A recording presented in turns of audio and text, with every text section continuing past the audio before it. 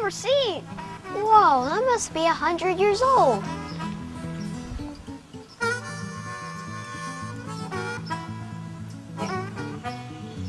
A 100 years.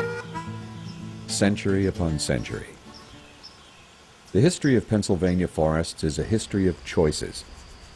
The Native Americans and French fur trappers chose to coexist with the forest.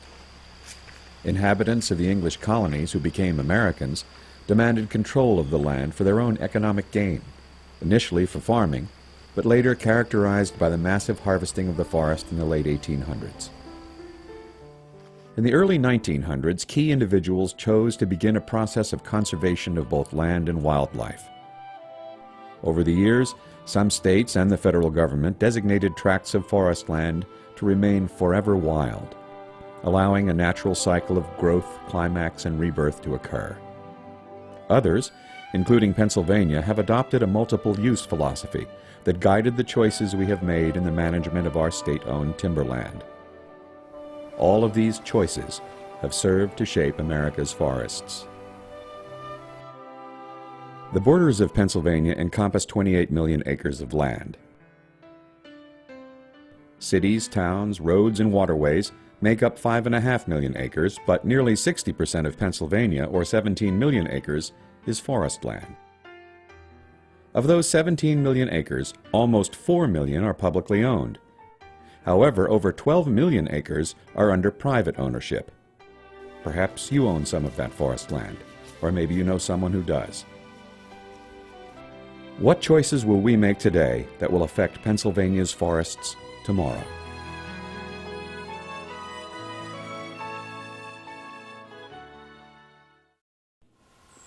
In post-Ice Age Pennsylvania, over 12,000 years ago, Native Americans hunted for moose, elk, and deer in forests of chestnut, white pine, hickory, hemlock, and oak. These early Americans lived on the land with little noticeable change to their surroundings. During the centuries prior to the arrival of the European settlers, generation after generation of the Susquehannock, Delaware, and Iroquois tribes enjoyed the benefits of the forest throughout Pennsylvania. When the first English colonists arrived in the 1600s, they imposed an agrarian philosophy on the land. The forest was perceived as an obstacle to be overcome if farming was to succeed. Initially, while some timber was used to build log buildings and barns, much of it was just piled and burned.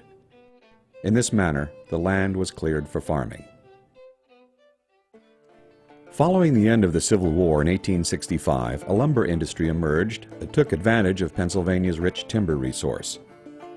One of the first industrial uses of the forest was to supply charcoal for the iron industry. Each iron furnace required the daily harvesting of up to an acre of hardwood trees to provide charcoal for the furnace. It is estimated from the 1700s to the 1900s, 3 to 3.5 million acres were repeatedly cut to produce charcoal for the iron industry. Sawmills were an essential element in producing lumber for market. The first sawmill used a water wheel to power a vertically mounted saw blade. These early mills were usually combined with a grist mill.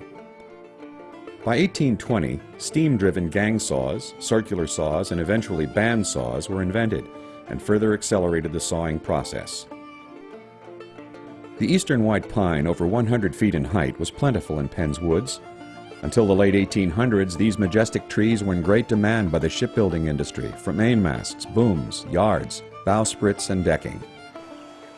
At first, rivers were the highways that carried logs and lumber to the sawmills, and rafts were the vehicles of choice. During the mid to late 1800s, log booms and log driving came into use, and the rafting era gradually came to a close. By 1851, James Perkins, John Dubois, and several other businessmen who formed the Susquehanna Boom Company in Williamsport had finished construction of the Susquehanna Boom. The boom consisted of a series of rock-filled cribs placed in the river. The cribs were connected by chained timbers and formed a gigantic pocket to catch the free-floating logs. The Williamsport boom could hold 300 million board feet of logs in any one year. It gave rise to over 30 sawmills that in turn supported dozens of woodworking shops. This made Williamsport one of the major lumber-producing centers on the East Coast. The boom operated until 1909, when the last logs were floated downriver. In the early days of rafting and log driving, logging was limited to areas close to rivers and streams. It was too expensive to transport logs from remote areas to sawmills.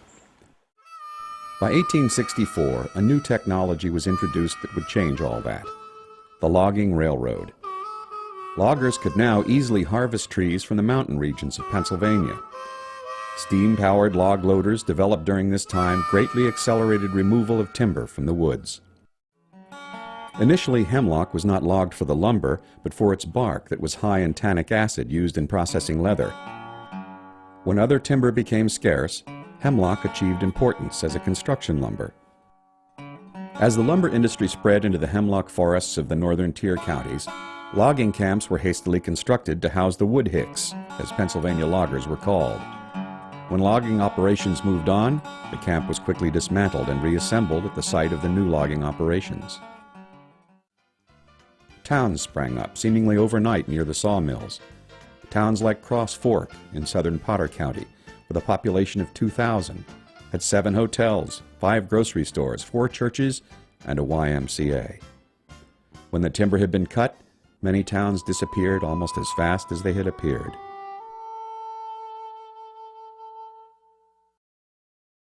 By 1920, with the forest resource largely depleted, the lumber industry moved into West Virginia and the Lake States, leaving an ecological disaster in its wake. As a result, key individuals emerged who championed forest conservation. They preached a new philosophy of management, mainly derived from German forestry practices. As early as 1792, prompted by harmful deforestation of their own countries, both Germany and France had developed effective guidelines and management plans for proper conservation of their forests. In 1895, Dr. Joseph Rothrock, an early forestry advocate, became Pennsylvania's first forestry commissioner. Rothrock is regarded as the father of forestry in Pennsylvania. Myra Lloyd Dock was appointed to the State Forest Reservation Commission in 1901, making her the first woman to secure a government post in Pennsylvania. In the early 1900s, Gifford Pinchot served as Chief Forester of the U.S. Division of Forestry, later to become the U.S. Forest Service. He secured 200 million acres of forest lands that became the National Forest System. The first American trained in forestry, he established policies that still guide state and national foresters today. Founded in 1903 by Dr. Rothrock, the Pennsylvania State Forest Academy at Mount Alto in Franklin County trained the state's rangers and foresters, who had the monumental job of suppressing wildfires and reforesting the land. Mount Alto graduates had to work in the state's forestry service for at least 3 years, and many made lifelong careers as state foresters. Originally established in 1901 as the Pennsylvania Department of Forestry, the department is now known as the Pennsylvania Department of Conservation and Natural Resources, Bureau of Forestry. Today, the Bureau manages 2.1 million acres of public forest. Initially, softwood forests dominated the Pennsylvania landscape. Today, however, 60% of Pennsylvania is covered with one of the most valuable hardwood forests to grow anywhere in the world. With a worldwide market for a variety of products, Pennsylvania's hardwood forests are once again an important economic asset. The forests of the northeastern United States and the Lake States were the first to be harvested, and they were the first states to determine how to deal with reforestation and management. Today, Pennsylvania's public forests are sustainably managed for recreation, aesthetics, watershed protection, wildlife habitat, and commerce.